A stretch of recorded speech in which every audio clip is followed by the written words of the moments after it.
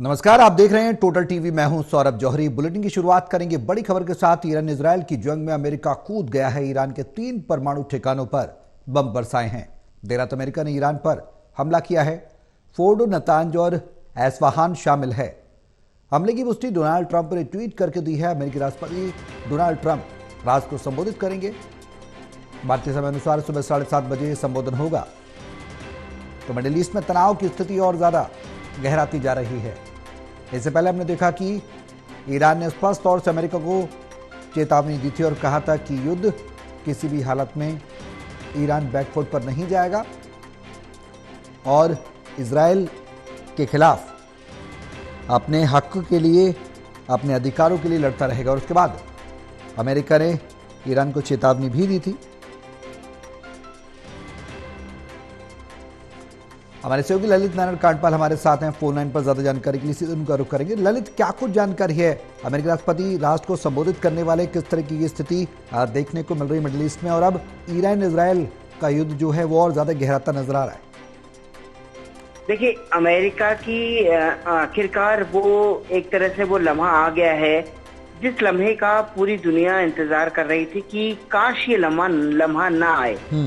दुनिया के कई देशों के द्वारा चेताए जाने के बावजूद जो है अमेरिका ने कल रात जो है ईरान के 3 न्यूक्लियर ठिकानों पर जो है अपने B-2 बॉम्बर से जो है हमला किया है। और अभी सूत्रों के हवाले से जो जानकारी निकलकर सामने आ रही है उसके अनुसार ये B-2 बॉम्बर अमेरिका का एक बहुत ही खतरनाक विमान है जिसके जरिए जो है वो कई लड़ाइयों में अब तक इस पूरे विमान को हमला कर चुका है।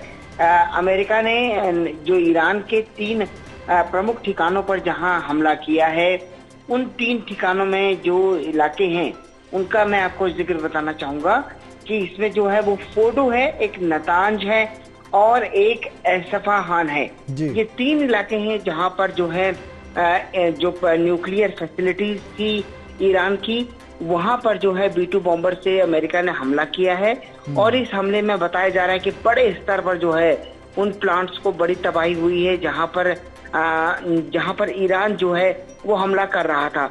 और अब जो है थोड़ी देर बाद तकरीबन 7:30 बजे अमेरिका के राष्ट्रपति डोनाल्ड ट्रंप दुनिया को एक तरह से संदेश देने जा रहे हैं। उन्होंने जो एक ट्वीट किया है उस ट्वीट के जरिए भी उन्होंने काफी कुछ अपनी बातें रखने की बात कही है। और उन्होंने कहा है कि अब ये एक तरह से शांति का समय है।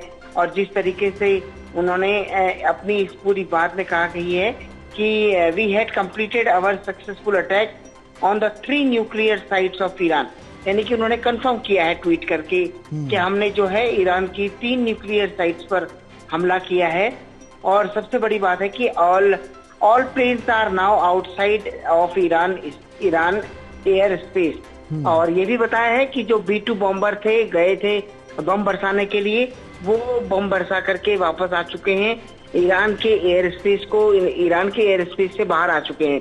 इससे पहले हमने देखा था कि अमेरिका ने अपने एक लड़ाकू विमानों का जो बेड़ा था, B-2 बॉम्बर्स का जो बेड़ा था, वो जो है ईरान के आसपास इस्टेब्लिश किया था।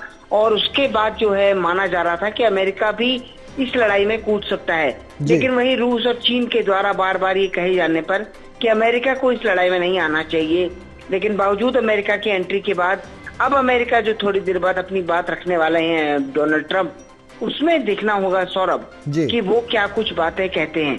जी ललित, जिस तरीके से वैश्विक स्तर पर अमेरिका की पहचान रही है, चाहे यूक्रेन और रशिया के वॉर की बात करें, भारत पाकिस्तान के वॉर की बात करें, ईरान इजरायल के वॉर की बात करें, अमेरिका की कहीं ना कहीं प्रोएक्टिवनेस और अमेरिका की जिस तरीके से बढ़ चढ़कर जो कार्रवाइयां हैं, चाहे वो बयानबाजी हो ट्रंप की, जब से वो शासन में दोबारा आए हैं उसके बाद से देखने को मिलती रही हैं। तल्ख अंदाज में वो अक्सर अपनी बातों को रखते रहे हैं। इस बार मिडिल ईस्ट में तनाव की स्थिति के बीच वैश्विक स्तर पर अब ट्रंप की स्थिति और इमेज क्या कुछ रहने वाली है, संयुक्त राष्ट्र के लिहाज से भी अगर देखा जाए तो?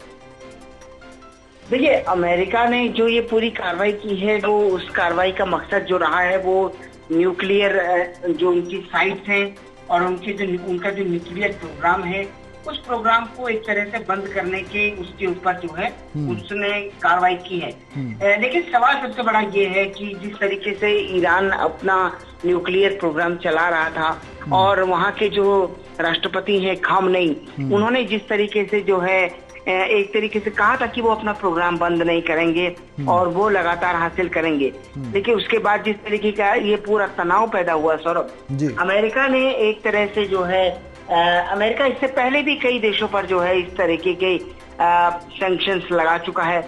खुद जब भारत ने 1998 में इसका परमाणु परीक्षण किया था तो भारत को भी कई प्रतिबंधों का सामना करना पड़ा था।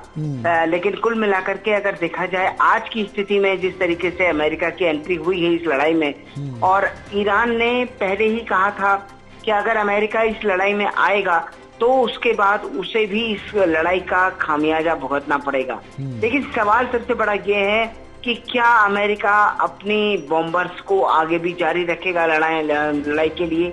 हालांकि जो उन्होंने कहा है कि अब शांति का समय है, और जिस तरीके से उन्होंने एक तरीके से ये बात कही है, ये अपने आप में बड़ी इम्पोर्टेंट बात है। लग कुछ ऐसा रहा है कि वो इस हमले के बाद एक तरह से अब अपनी कार्रवाई को आगे बढ़ाने के मूड में बिल्कुल नहीं है। और लेकिन सवाल सबसे बड़ा ये है कि अभी तक ईरान का इस पर कोई ऑफिशियल स्टेटमेंट नहीं आया है, तो ये भी देखना होगा कि ईरान इस पर किस तरीके से प्रतिक्रिया करता है और क्या वो आखिरकार कहता है। जी ललित, एक सवाल है बेहद है, आपको भी ध्यान होगा, हमें भी ध्यान है, हमारे भी संज्ञान में ये चीज़ रही है और लगभग सभी लोग इस बात को जानते हैं। जब थोड़ा बैकलॉग में लेकर जाना चाहूँ तो अफगानिस्तान और तालिबान के बीच में भी अमेरिका की बहुत बड़ी भूमिका रही थी। अफगानिस्तान की स्वतंत्रता स्वायत्तता बरकरार रखने में, तालिबान के लड़ाकों को अफगानिस्तान में प्रवेश करने से रोकने में, उस दौर में भी हमने देखा था कि अमेरिका की बड़ी फंडिंग, बड़ा खर्चा बढ़ा था वहाँ पर। जिस तरीके से आर्म्ड फोर्सेस को, अमेरिकन आर्म्ड फोर्सेस को डिप्लॉय किया गया था, अमेरिका ने पूरी ताकत को वहाँ पर झोंक दिया था। लेकिन जब अमेरिका पीछे हटा तो तालिबान का कब्जा होता चला गया धीरे धीरे अफगानिस्तान पर, और आज हुकूमत तालिबान की है। जो स्थिति अंतर्राष्ट्रीय स्तर पर अमेरिका की देखने को मिलती रही, उसके बाद खुद तत्कालीन अमेरिकी राष्ट्रपति ने भी इस बात का जिक्र किया था कि जो बातें हमने की हैं, जो प्रोएक्टिवनेस हमने की है, तो अफगानिस्तान को अपने हक के लिए खुद भी लड़ना पड़ेगा। हम अपना बहुत ज़्यादा वैश्विक स्तर पर नुकसान कर चुके हैं वित्तीय तौर पर। क्या जिस तरह से अमेरिका की एंट्री इस वॉर में हुई है, जिस तरह से अमेरिका की एंट्री यूक्रेन रशिया की वॉर में देखने को मिल रही है, इसमें वैश्विक स्तर पर और वित्तीय स्तर पर भी अमेरिका को बड़ा नुकसान उठाना पड़ सकता है, क्योंकि जिस तरीके से चेतावनी ईरान ने भी स्पष्ट तौर पर दी है कि अमेरिका बीच में ना बोले। क्या ईगो की लड़ाई, अहम की लड़ाई हो जाएगी आने वाले समय में, और उसका खामियाजा अगर फाइनेंशियल साइड से देखें तो वो अमेरिका पर पड़ेगा? देखिए, अमेरिका जानता है कि लड़ाई में कूदने का नुकसान क्या होता है, और इससे पहले वो कई लड़ाइयों में कूद चुका है, और जहां जहां वो लड़ाई में कूदा है वहां से उसे वापस ही लौटना पड़ा है। अब वो इराक में कूदने की बात हो, लीबिया में कूदने की बात हो, अफगानिस्तान में कूदने की बात हो, और जिस तरीके से अमेरिका को ये अमेरिका में खुद जो है जो जवानों का एक तरह से नुकसान होता है, जो पैसे का नुकसान होता है, जो इकोनॉमी को नुकसान होता है, वो अपने आप में एक बड़ा अमेरिका इस बात को जानता है। और जहां तक मैं एक्सपेक्ट कर पा रहा हूँ कि ये 7:30 बजे का जो उनका संबोधन होने वाला है थोड़ी देर में, इसमें वो यही बात रखने वाले हैं कि उनका जो मकसद है वो ये मकसद है कि ईरान जो है वो न्यूक्लियर हमला, जो न्यूक्लियर प्रोग्राम है उसको बंद कर दे। अमेरिका इस लड़ाई में और आगे नहीं कूदना चाहता है। अमेरिका का मकसद केवल यही तक था, और अब अमेरिका इसमें कोई वो नहीं करना चाहता है, और वो शांति के लिए आग्रह भी कर सकते हैं ईरान से भी और इजराइल से भी। हालांकि कल रात जो है इजराइल ने भी हमला किया है ईरान के ऊपर। तो कुल मिलाकर के अगर देखा जाए सौरभ, तो ये जो कल रात पूरी कार्रवाई हुई है, कल रात की इस कार्रवाई ने इस लड़ाई को एक नए एंगल पर ला दिया है। और सवाल सबसे बड़ा ये भी है कि अब जबकि ये पूरा हमला हो चुका है, उसके बाद रूस और चीन की क्या प्रतिक्रिया सामने आती है। देखिए, आप इसको केवल यहीं पर नहीं छोड़ सकते हैं, इसमें ये भी देखना पड़ेगा कि क्या अमेरिका की इस कार्रवाई के बाद रूस और चीन जैसे देश जो हैं वो किस तरीके से प्रतिक्रिया देते हैं।